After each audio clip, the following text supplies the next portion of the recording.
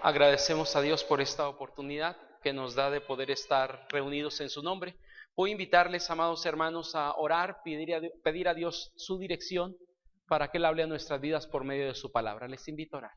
Padre bendito, queremos agradecer, Señor, en estos momentos por esta oportunidad tan hermosa que nos da de poder estar aquí en su casa, porque ha puesto en nuestros corazones, Señor, desde ayer o desde el día de hoy por la mañana, el poder estar aquí, Señor, aprendiendo de su palabra, ser nutridos por medio de ella. Y pedimos, Padre, que así como ha hablado a cada hermano, Señor, a través del estudio bíblico, lo haga también por medio de su palabra en este momento que será expuesta. Que nuestras vidas puedan ser edificadas y podamos, Señor, adquirir conocimientos, podamos adquirir, Señor, algunas cuestiones necesarias en nuestra vida para vivir vidas agradables delante de usted y cuidar nuestras vidas de no caer, Señor, en algunas cuestiones que no son correctas delante de su persona. Queremos pues poner nuestras vidas en sus manos y pedimos que si algún problema traemos en estos momentos, podamos depositarlo en sus manos y que podamos, Señor, solamente tener nuestra mente y nuestro corazón atendiendo lo que su palabra indica en esta mañana para nuestras vidas. Padre, como cada ocasión que me permite compartir en algún lugar, yo pido, Señor, que sean gratos los dichos de mi boca y la meditación de mi corazón delante de usted y que ésta sirva para edificar a su pueblo aquí presente en Cristo Jesús. Amén. Pueden tomar sus lugares, amados hermanos. El pasaje que hoy estoy tocando en algún sentido aparece en Primero de Reyes, primer libro de Reyes. Les voy a invitar a mantener por ahí la palabra de nuestro Dios abierta. Primero de Reyes, capítulo número 12, y estaremos de alguna forma analizando del verso número 26. Y aunque ahí aparece hasta el verso número 33, hermano, realmente no voy a llegar tan lejos. La prédica del día de hoy está dividida en dos secciones. Hoy por la mañana, y si Dios lo permite, el próximo domingo, y Él no ha venido por nosotros, estaré tocando la siguiente parte. Esta mañana estamos llevando lo que es el surgimiento de una secta, y la próxima semana estaremos hablando acerca de los estragos que produce una secta en la vida de las personas. No quiero hablar desde el punto de vista filosófico, sino más bien desde el punto de vista bíblico. El pasaje que leímos ahorita, no sé cuántos de ustedes lo conocen, pero nos narra la historia de la división un poquito arriba del reino, un Reino Unido que había a través de 120 años de historia, 40 años liderado por un hombre llamado Saúl, 40 años por un hombre llamado David y 40 años por un hombre llamado Salomón. Cuando Salomón muere, el reino queda en manos del hijo de Salomón llamado, ¿recuerdan cómo se llama? Roboam. Esto aparece en la sección anterior. Si alguno de ustedes quiere leerlo a profundidad puede hacerlo. Yo solamente quiero dar el parámetro de por qué surge esta parte, porque creo que a través de comprender un poquito el contexto en el cual está ubicado, podríamos entender mejor la palabra y podemos de alguna forma llegar al entendimiento mejor de por qué digo que aquí surge una secta. Cuando Dios permite que el reino sea dividido, hay por lo menos ahí estamos hablando 12 tribus que eran parte de lo que era todo el Reino Unido. Cuando el reino queda en manos de Roboam, Roboam quiere gobernar y va y pregunta y toma el consejo de dos tipos de personas. Él va con los ancianos y les dice, oigan, soy nuevo en esto, voy a ser rey de la nación, de este pueblo, ¿cómo puedo gobernar al pueblo? Y aquellos ancianos le dicen, mira, lo que tú debes de hacer, realmente un rey debe de servir a su nación, y le hablan acerca del servicio hacia la nación, hacia el pueblo, el poder guiarse por Dios, y Roboam va y pide una opinión diferente porque no le convenció mucho esta. Entonces va a un grupo de jóvenes y él les dice, a ver, ¿qué hago? Resulta que voy a ser rey, o soy rey, pero no sé cómo gobernar, y aquellos jóvenes le dan algunas instrucciones y le dicen, mira Roboam, resulta que tu padre fue medio blandengues, ¿no? Es decir, fue muy blando en la forma de tratar con nosotros. Si tú quieres realmente tener al pueblo sujeto en tu mano y hacer con él lo que tú quieras, tú necesitas realmente ser más fuerte que tu padre.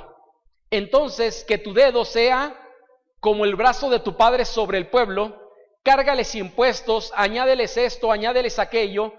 Y a Roboam como que esto le agrada porque era tener el control y someter a todo ese pueblo bajo el control de su mando. Y él dice, ok, voy a obedecer entonces a los jóvenes. El consejo de ellos me agrada más que el consejo de los ancianos.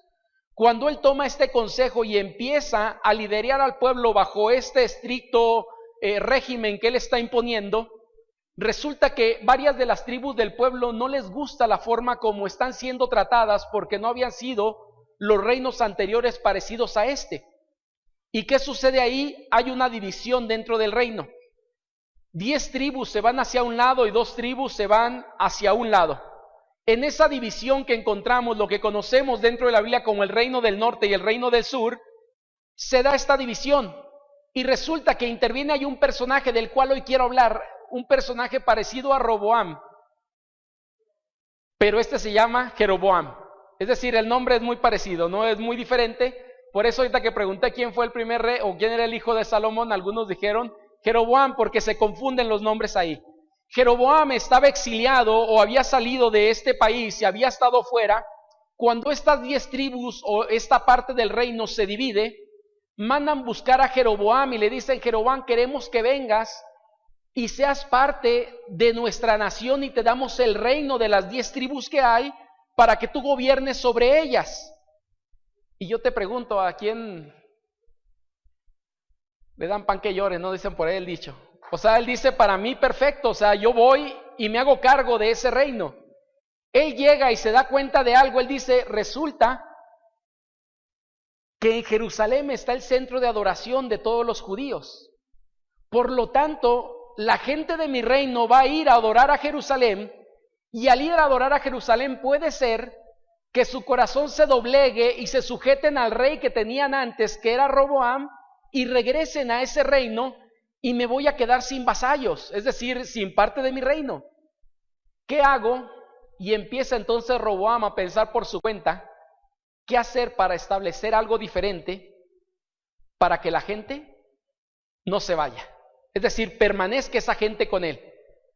¿Por qué digo, hermanos, que es el surgimiento de una secta? Primero quisiera aclarar un poquito dentro de esta introducción lo que es una secta, ¿no? Porque siempre que hablamos de secta, la mayoría de la gente lo ubica como algo satánico, no necesariamente. ¿Sí me explico? Es decir, el concepto para muchas personas cuando se escucha la palabra secta, se piensa en algo satánico, algo demoníaco, algo del diablo. Y aunque sí lo es, no se ve tan así. O sea, digo sí lo es porque a final de cuentas Satanás busca confundir a la gente para quitarla del camino correcto y desviarla de ese camino hacia lugares equivocados. Y digo, ¿quién hace esto? Satanás está detrás de todo esto y debemos entenderlo. Pero no siempre se pinta de esta forma. Quisiera aclarar, hermanos, primero el concepto de secta. Cuando hablamos de las sectas, hermanos, proviene de un término en latín, que se llama sectar, que quiere decir, o secare, que quiere decir sectar o cortar. Es decir, cuando algo se corta dentro del tronco, se corta una parte, se está sectando, no aceptando, sino sectando, es decir, sectar, separar. Y algunos en Europa viene de un término que es sequir, que viene a dar como resultado el seguir a una persona o a un líder en algún momento y sus pensamientos. Hablando acerca de la cristiandad, que es un término ya más ubicado dentro de la realidad y el contexto en el que estamos, cuando hablamos de una secta, hermanos, hablamos de un grupo religioso que niega uno o más de los fundamentos bíblicos cristianos que la Biblia presenta y que ellos lo niegan o añaden algunas cuestiones extra a lo que la Biblia nos dice. Por lo tanto, resumo esto: cuando hablamos de secta es una separación que alguien hace para establecer parámetros propios y no los que la Biblia pone, por algunas cuestiones que ahorita estaremos viendo. Entonces podemos encontrar el día de hoy, hermanos, que mucho se habla de sectas, y en realidad muchas de las religiones que hay en nuestro país y en nuestro mundo no son realmente religiones. Podemos considerarlas como sectas, porque han abandonado la raíz que es la Biblia para establecer algún fundamento en base a lo que ellos suponen, en base a lo que ellos quieren, y se han segregado, se han separado para formar algo diferente. Y ojo con esto, cuidado, porque a veces lo vemos demasiado lejos, pero tristemente no está tan lejos como creemos en algún momento. Hay algunos grupos que yo digo cuidado porque no son religiones, son sectas.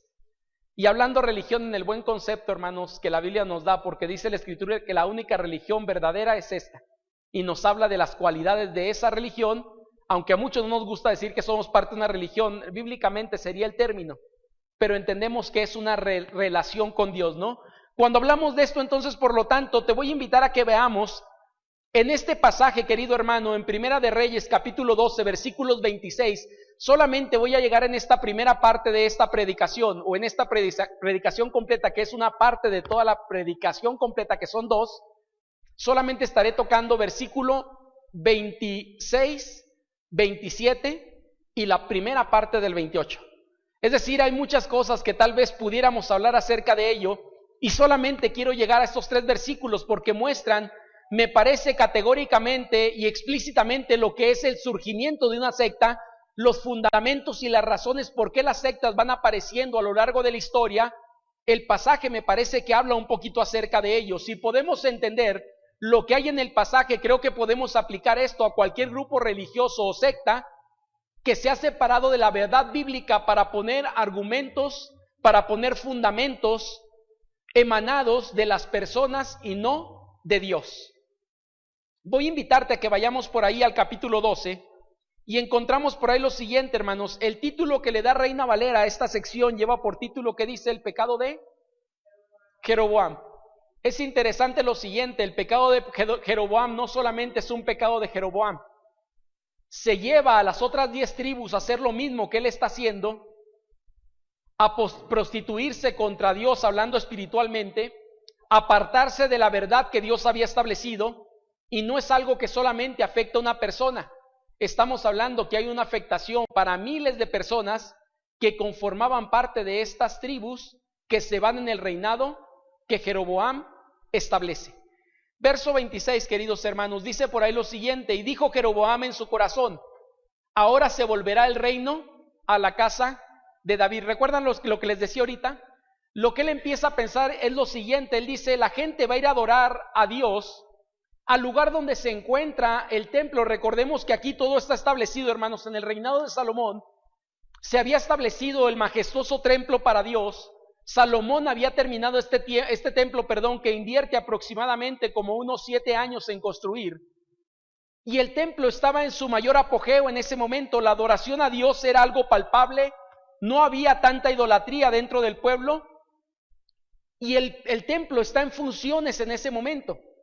Cuando Roboam empieza a pensar esto, lo que él dice es, mucha de la gente que se vino dentro de este reino que yo estoy gobernando, buscará ir a adorar a Dios al templo de Jerusalén.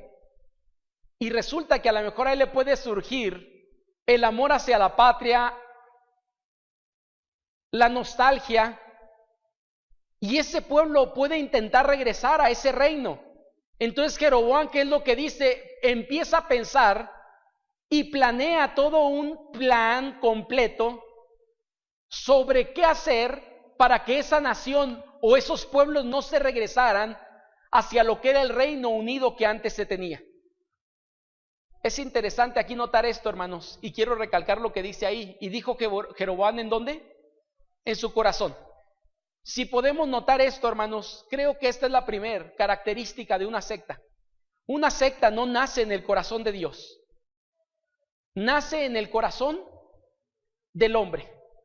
Es decir, básicamente hay 2 tipos de religiones que este mundo puede tener el día de hoy, y ahí podemos englobar cualquiera que sea. Aquellas que están fundamentadas en la palabra de Dios y lo que Dios establece para el hombre, que sería la religión verdadera, y las religiones que emanan en el corazón del hombre o en el pensamiento del hombre, bajo características que él supone deben de ser mejores que las que antes se tenía. ¿Cuál es el parámetro para la religión bíblica, hermanos? Dios. ¿Y cuál es el parámetro para una secta o una religión falsa? El hombre. Pues quiero hacer notar lo siguiente. En el pasaje nos dice que este hombre llamado Jeroboam piensa en su corazón y él dice, voy a hacer algo para que no suceda lo que creo que puede suceder. Es interesante notar un poquito atrás algunos versículos, no lo cito nada más, pero tú puedes leerlo. Pero Roboam se enfrenta a la misma cuestión: obedecer a Dios o obedecer a su corazón. Y la diferencia entre Roboam y Jeroboam, que no quiero decir que Roboam era perfecto, tenía muchas fallas, pero él prefiere obedecer a Dios antes que obedecer a su corazón. ¿A qué me refiero con esto, hermanos? Hago un paréntesis aquí para contarte parte de lo que sucede en el capítulo, en este mismo capítulo, los primeros versículos. Lo que nos dice ahí es que Roboam se enoja muchísimo porque este pueblo se va y empieza a juntar todo su ejército para irse contra la parte de la nación que se había segregado y se había separado. Y él dice, voy a juntar todo el ejército para ir por ellos y voy a exterminarlos porque estaba bastante molesto.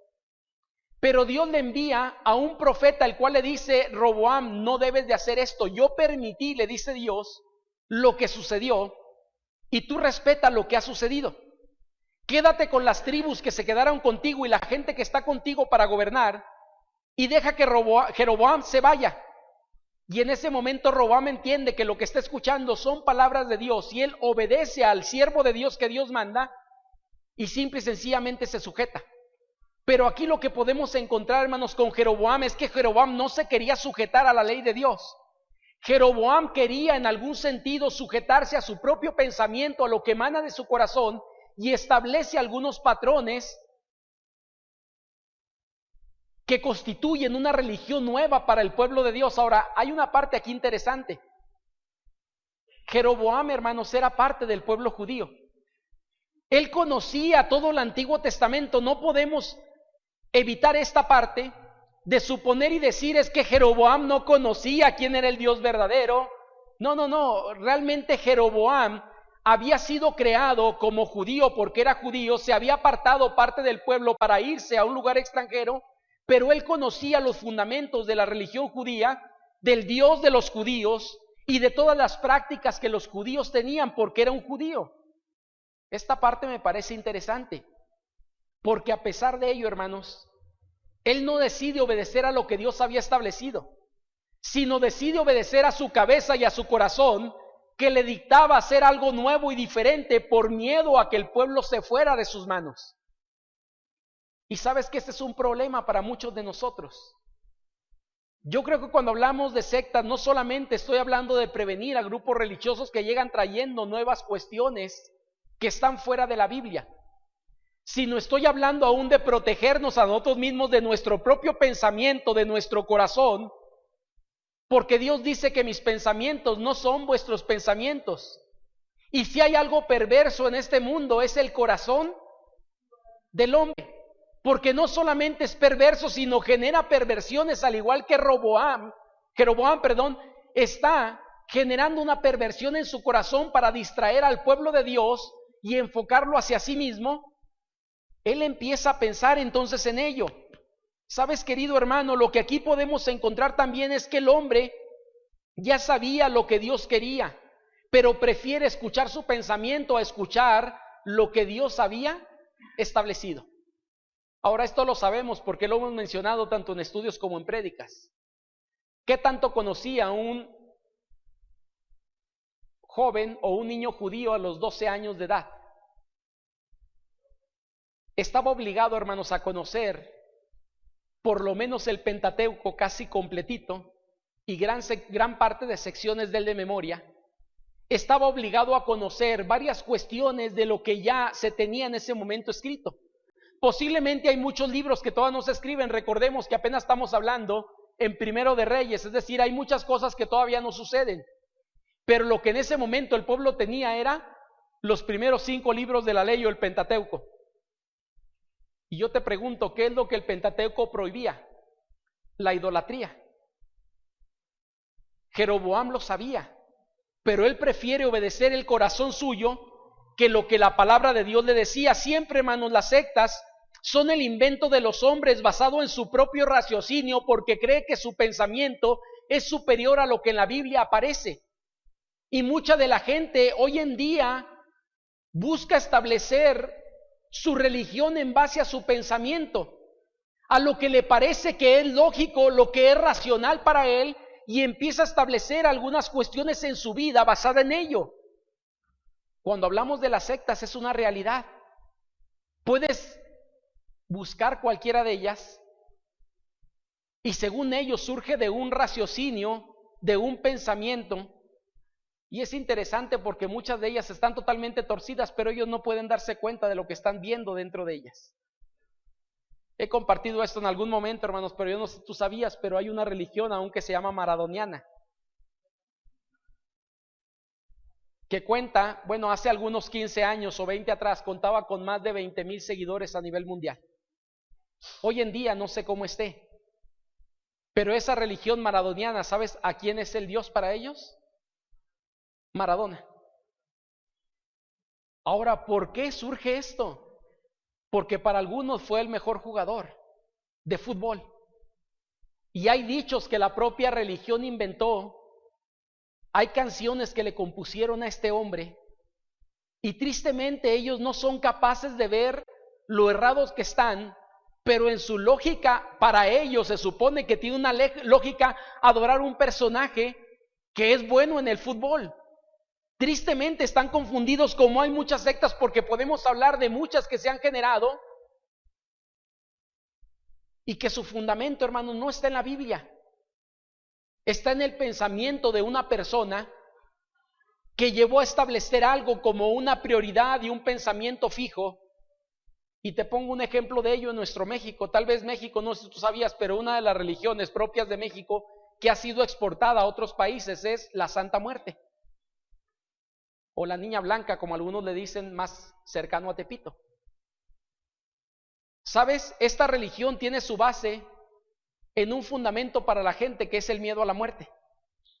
Y tratan de hacer un pacto con esa muerte sin darse cuenta que la Biblia dice que la muerte fue vencida por nuestro Señor Jesucristo.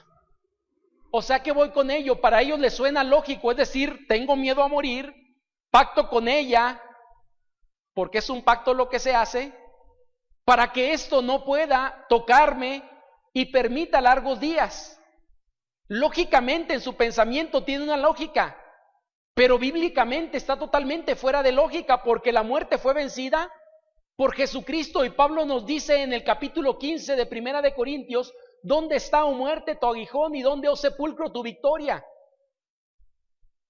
Porque la muerte fue vencida por Jesucristo. Y yo digo, ¿no te parece esto ilógico, seguir a alguien vencido? Seguir a alguien a quien ha sido derrotado. Yo digo, buscaría adorar a aquel que derrotó a este que yo creo que era bueno. Pero la gente en su lógica no piensa ello. Lo que esto demuestra, hermanos, es el deseo del hombre de rebelarse contra Dios y establecer parámetros propios en lo que Dios ya ha establecido con parámetros. Ahora, no es lo único. ¿Por qué surgen las sectas? No solamente hablamos que nace en el corazón del hombre. El verso número 27, hermanos, describe también algo que es interesante. El verso 27 nos dice de la siguiente manera, en el capítulo que estamos. Dice, y si este pueblo subiere a ofrecer sacrificio en la casa de Jehová, en Jerusalén, porque el corazón de este pueblo se volverá a su señor Roboam, rey de Judá, y me matarán a mí, y se volverán a Roboam, rey de Judá. Te hago una pregunta, ¿qué es lo que podemos notar aquí en el corazón de este hombre llamado Jeroboam? Si tú puedes notar tal vez lo mismo que yo encuentro, o a lo mejor puedes notar algo parecido, no tenemos que pensar igual, pero lo que está buscando establecer algo nuevo es por un beneficio propio. Lo que él dice es, si no hago esto, termino sin reino y posiblemente termino sin vida. Y esto lo lleva a establecer algo con motivos particulares para un beneficio personal. Y creo que este, hermanos, es uno de los motivos por el cual una secta surge. Porque la gente que instruye en esa secta, porque la gente que pone las bases para la secta, intenta siempre sacar ventaja de ello. Y lo que digo aquí es, anhela beneficios personales.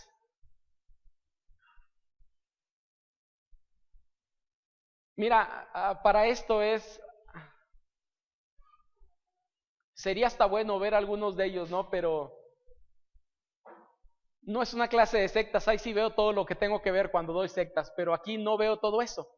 Pero lo que sí podemos ver y notar, y puedes buscar en internet, algunos personajes que han estructurado sectas a nivel mundial, que hoy en día son las personas más ricas de nuestro planeta. Uno de ellos, Edir Macedo, en Brasil. Con lo que tú escuchas, bueno, no tú escuchas, pero has visto en programas de televisión lo que se conoce como pague por sufrir. No, que diga, pare de sufrir, ¿verdad? Pues la gente me paga por sufrir también ahí, hermano, no se preocupe. ¿A qué voy con esto? Ellos y otros más han establecido de verdad su propio reino, no el reino de Dios en esta tierra. Con algunas cuestiones que viven hoy en día y que han vivido parte de ese liderazgo. Anhelan beneficios personales, hermanos, y tristemente mucha de la gente contribuye para dar esos beneficios que ellos están buscando. Las cosas creo que como son. Y hace poco se descubrió una de estas sectas con un problema bastante grande de abuso sexual hacia mujeres, que hoy en día todavía el personaje central de esta sigue encarcelado en Los Ángeles, en Estados Unidos. Ahora, no es el único. El abuelo de él sufrió los mismos tipos de delitos, acusado en México por ello, el papá de lo mismo, y ahora él vive de lo mismo.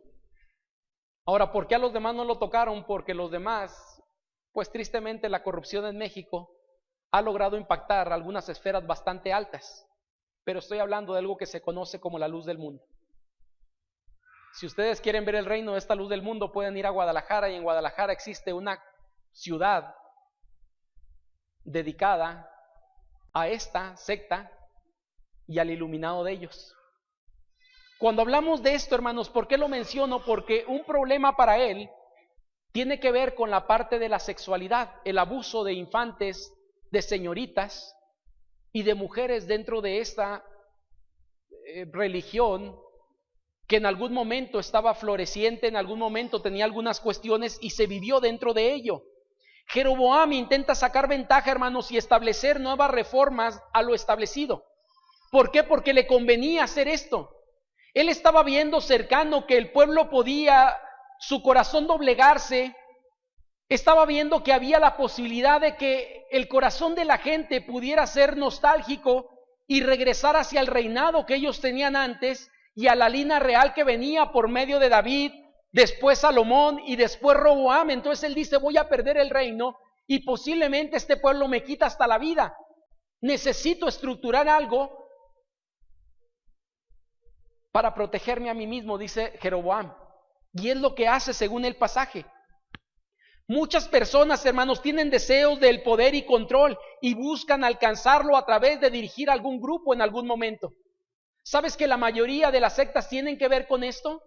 El control absoluto de una persona sobre un grupo de seguidores que puede hacer con ellos lo que quiere hacer. Para ello, la historia nos muestra algunas cuestiones como esta secta en Waco, en Estados Unidos, donde se mataron un montón de gente por causa del líder, porque les dijo que Cristo venía por él hace algunos años atrás, y terminaron suicidándose un montón de gente por causa de ello. El control es algo que tristemente nos gusta a la mayoría, pero algunos tenemos tal vez esa proyección, o puede tener una gente una proyección para buscar ese control. Jeroboam lo tenía. ¿Qué era lo que él quería hacer, hermanos? Establecer su reino. Él se sentía bien que la gente le dijera, eres rey para nosotros. Él sentía orgullo en su corazón por lo que expresaba la gente acerca de él y por tener a miles de personas a quien controlar en ese momento, de tal forma que no está dispuesto a perder ese tipo de cuestiones y prefiere mantenerlo.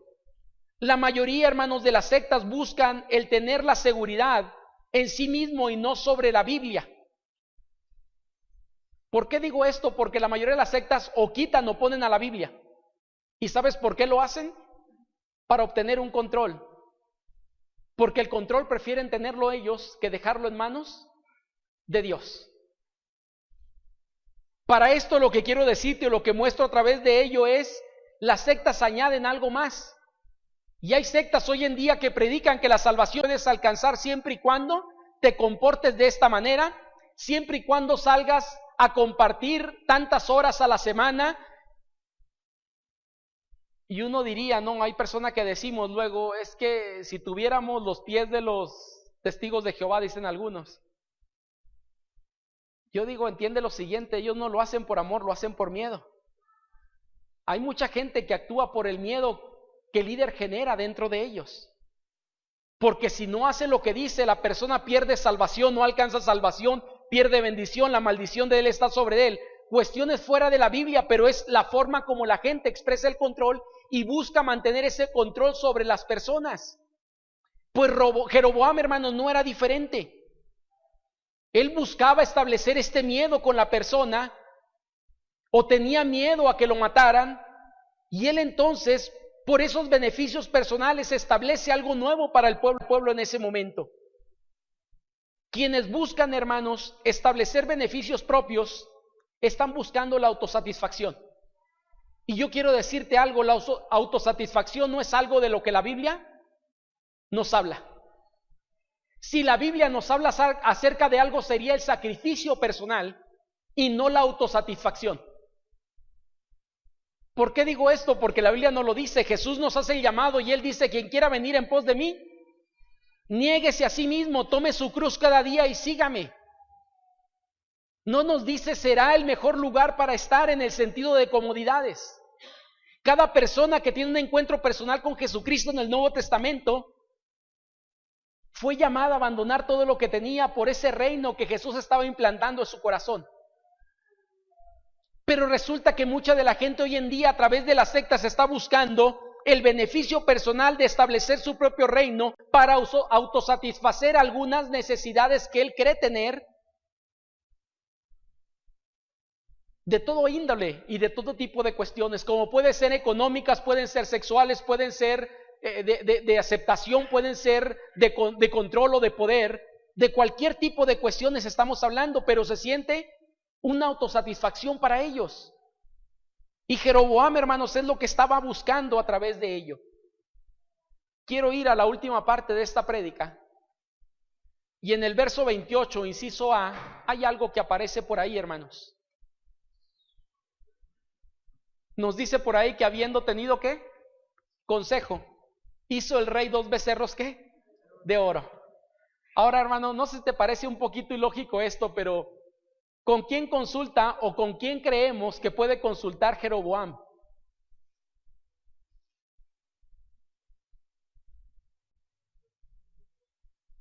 Con consejeros, dicen algunos hermanos.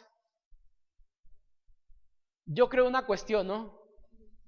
Aparece ahí en pantalla. Voy a hablar de lo que creo. ¿Por qué cuestión? Porque busca eco en otras personas que puedan pensar igual que él. ¿Sabes qué esto hacen las sectas? Buscan gente que sea fácil de manipular o que piense parecido a ellos, porque esto ayuda al surgimiento de una secta. Hablo un poquito más arriba. ¿Recuerdas cuando este personaje llamado Roboam, que es el rey de Israel en ese momento, va y busca el consejo? ¿Con quién busca primero el consejo? Con los ancianos, pero resulta que el consejo de los ancianos, ¿qué? No le agradó. Y él dice, caray, como que esto a mí no me gusta, lo que los ancianos me dijeron es que tenía que servir a todos, y como que un rey no está para servir, sino para mandar. Y él dice, este consejo a mí no me agrada. Entonces, ¿qué vaya a hacer? Busca el consejo con alguien que le va a dar el consejo que él quiere escuchar. ¿Por qué? Porque ya se puede apoyar en alguien para decir, es que alguien me dijo esto. ¿Sabes? No es muy diferente a nosotros, querido hermano, por eso digo, cuidámonos. ¿Cuánta gente en algún momento no va y pide un consejo al pastor, a un líder en la iglesia o a algún hermano maduro? Y ese hermano le contesta conforme la Biblia dice. ¿Y qué dice el hermano? No, pues voy a buscar un segundo consejo, como que este no me agradó mucho. Y yo digo, no quiero decir que no nos equivoquemos en la iglesia. Puede haber una equivocación y podemos intentar dar un mal consejo. Pero el problema mayor es que hay gente que estamos buscando escuchar lo que queremos escuchar. Y lo que venga después de eso ya no me interesa, o lo que venga antes no lo voy a aceptar, hasta que escuche lo que yo quiero escuchar. Un ejemplo de ello, Perdón si piso un callo, pero es necesario. Aquel joven o aquella joven que se quiere casar con un no creyente. Y los papás le dicen, no, no lo hagas. Y ella dice, bueno, mis papás dicen que no, pero voy y le pregunto a tal hermano o a tal hermana a ver qué me dice. Y el hermano o la hermana le dice, no. Y somos bien diantres y bien astutos algunos de nosotros. Y sé que hay una hermana que se casó con un no creyente, pero ahora el esposo es creyente, después de 3 años a lo mejor casados. Si voy con él le digo, oye, me quiero casar, ¿cómo ves? Y la hermana posiblemente le va a decir, pues mira, yo me casé y hoy mi esposo es creyente. Y se va a agarrar de ahí para decir, mira, ahí está. Aquí encuentro un consejo sabio. Yo digo, hermanos, solamente por mencionar algo, hay muchas cuestiones en nuestra vida que son así. Hay gente que queremos vivir fuera de la voluntad de Dios y vamos y pedimos consejo con alguien. Y ese nos dice no porque Dios dice esto. Bueno, ese consejo no lo tomo, voy y busco a alguien más. El pasaje nos dice, hermanos, que él va y consulta. Ahora, yo quiero suponer que sí realmente consultó. O sea, yo quiero suponer esto. Y supongo porque la Biblia nos dice que va y consulta.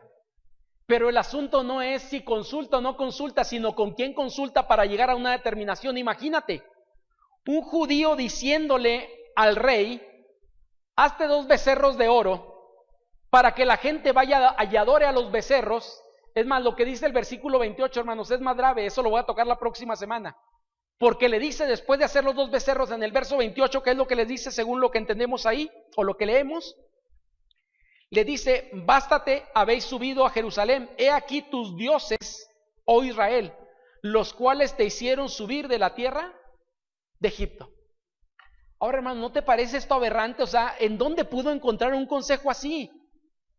Solamente con alguien con quien tenía el mismo deseo de poder y posiblemente estaría también juntamente con él al reino de ese pueblo. ¿De dónde encontró ello? Digo porque para el judío es penoso la idolatría. He compartido esto, si alguno de ustedes ha leído acerca de Flavio Josefo, un historiador judío muy reconocido, él se avergüenza de algunos pasajes del Antiguo Testamento y los omite en sus escritos. Cuando él hace un recorrido por el Antiguo Testamento, tengo ahí el libro si alguno de ustedes lo quiere, cuando él llega a la parte del becerro de oro en el monte Sinaí, después de que Dios te entrega las tablas de la ley, ¿sabes lo que Flavio Josefo hace? Omite toda esa sección y no habla de ello. Y abajo viene una nota en el libro y dice, para el judío es vergonzoso hablar de este episodio de la historia por la adoración al becerro de oro. Eso estamos hablando en el Éxodo. Si hablamos de esta sección, hermanos, este personaje llamado Jeroboam resulta que encuentra el consejo de alguien que le dice que tiene que hacer becerros de oro. Pero lo que a mí me hace suponer es lo siguiente, que esa idea no viene de un consejero.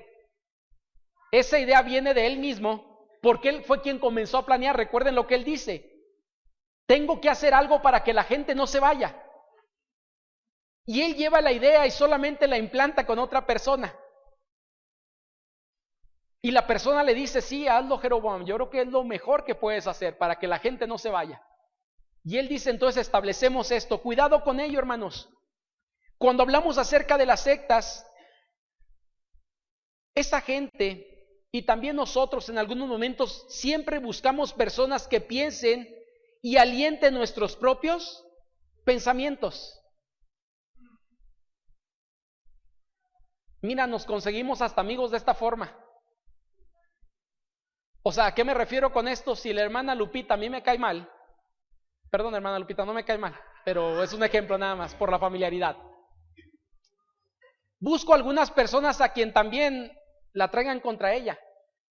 Y yo nada más necesito decirles, oye, como que la hermana Lupita es esto, ¿verdad? Lo que le estoy dando un poquito de cuerda y los demás le dan más cuerda todavía. Y yo digo, no, este hermano cómo es sabio, si detecta muy bien las personas. No, la realidad es que yo fui y le planté esa idea y él solamente desarrolló parte de eso que yo ya planté en su cabeza.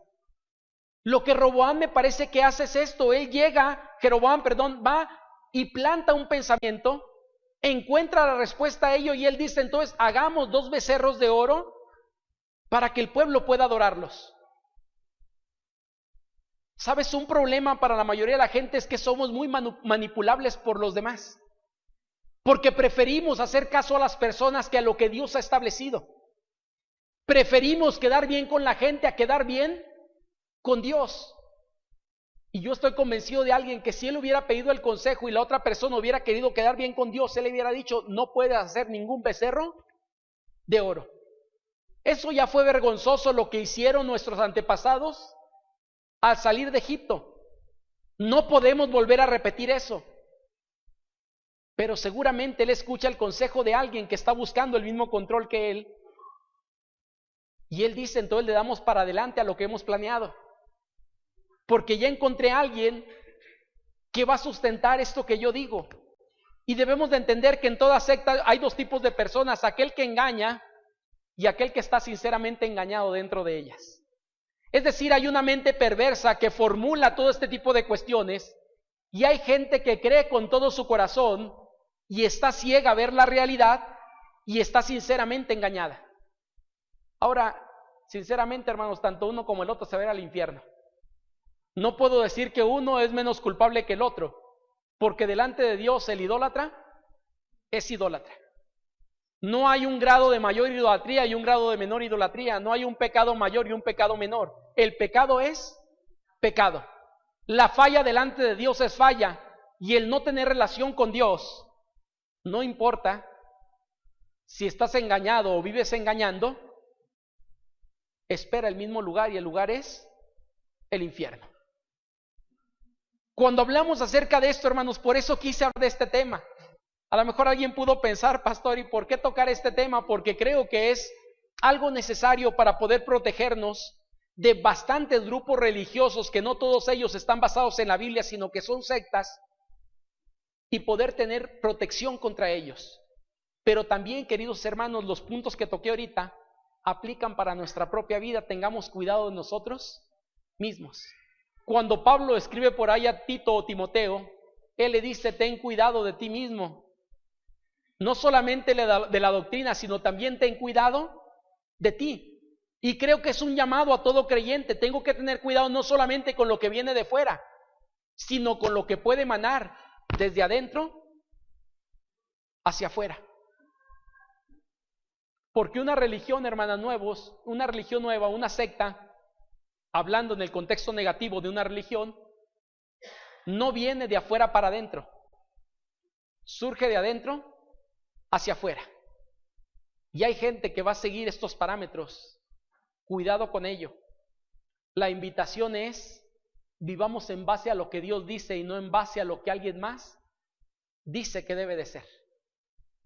Y para ello creo que Dios nos ha dejado su palabra, 66 libros que tú y yo tenemos para meditar en ellos, y en base a ellos poder detectar cuando algo no es correcto, cuando mi vida no está pegado al parámetro bíblico, cuando mi vida está distante de lo que Dios quiere, para acercarme nuevamente a lo que Dios está demandando de mí. El pueblo judío, hermanos, en aquel entonces no tenía toda la Biblia como tú y yo la teníamos o la tenemos, pero lo que ellos ya tenían era el Pentateuco o los 5 libros de la ley. Y a pesar de ello, ¿sabes lo que el pueblo termina haciendo?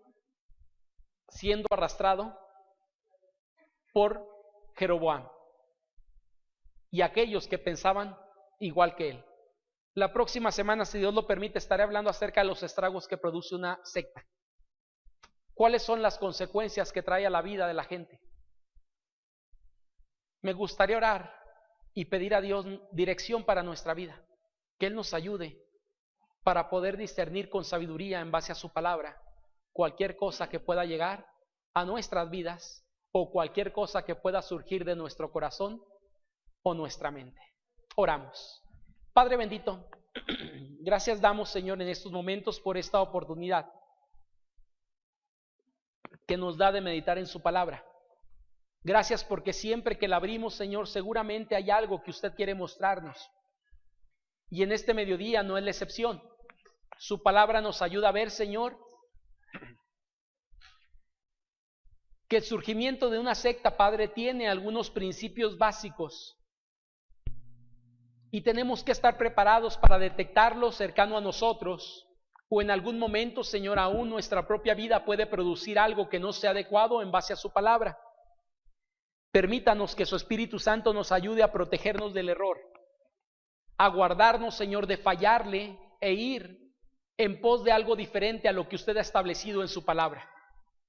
Gracias damos, Señor, porque su Espíritu Santo mora en nosotros y nos alerta, Señor, cuando hay algunas deficiencias bíblicas o doctrinales cercanas a nosotros. Él nos impulsa a capacitarnos, a estudiar su palabra, porque es la mejor fuente de protección para nuestra propia vida, Señor. Conociendo su palabra, podemos discernir, Señor, entre el bien y el mal por medio de lo que su Espíritu Santo produce en nuestras vidas por medio de ella. Y pedimos, Padre, que nos ayude aún ayudar a otros, Padre, que pueden estar atravesando por algunas cuestiones equivocadas en su vida, y que podamos compartir con ellos y predicar la verdad. Nuestro deseo, Señor, no es que este templo se llene, sino que su reino sea lleno, que mucha gente pueda llegar a conocerle como Señor y Salvador. Si no se reúnen en esta congregación, ese no es un problema para nosotros, Señor. Pero lo que sí queremos es que mucha gente llegue a conocerle como Señor y Salvador de su vida. Que puedan acercarse a una congregación donde se hable de su palabra solamente, y que usted transforme sus corazones, Señor, para honra y gloria suya. Gracias por este pasaje, y permita que podamos seguir aprendiendo algo más de su palabra cada vez que la abrimos. En Cristo Jesús pedimos todo. Amén. Que el Señor nos bendiga, hermanos.